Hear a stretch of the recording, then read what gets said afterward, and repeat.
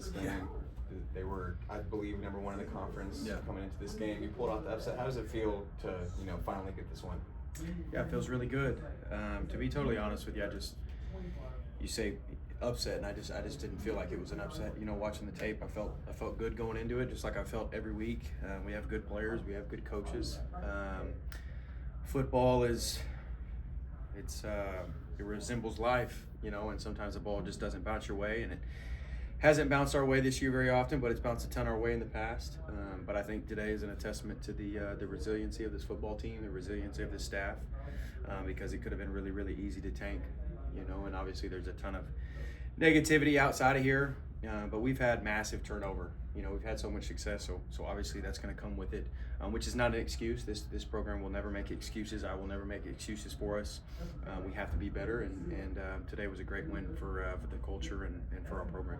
For a majority of the game, your defense, played pretty good. Yeah. Stopped them on 4th down. Coming into this game, I believe the last 2 weeks allowed 108 points, but totally flipped the script today. What can you say about their performance? Yeah, Jim Gush is a stud. I mean, he's done this for so long. He's seen so many ups and so many downs, and I believe in him. And I believe in those guys, and they've played so great over the last couple years, and it's been really hard lately, to be totally honest with you. But just kind of had to take a deep breath and reset and refocus, and they went out there, and it's pretty simple, and every one of the 11 just has to do their job, get their eyes in the right spot, communicate, do the simple things, tackle, communicate, run to the football, and they did that tonight. I'm trying to walk this back. I don't know if you remember. So your first 3 possessions on defense forced them to 3 and out, and then that 4th one stopped on 4th and short, and on that 5th one, when they had a 4th and 1 again, they just settled for a field goal. Yep. Did you know in that moment that you kind of had them, because instead of them trying to go for it, they just chose to settle? Yeah, I mean, not this year.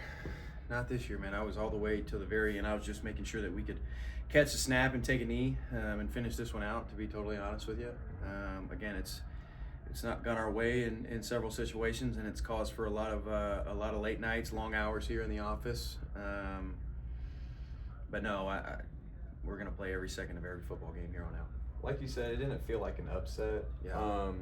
So do you think like a win like this is kind of frustrating, just because you have the ability to make wins like this?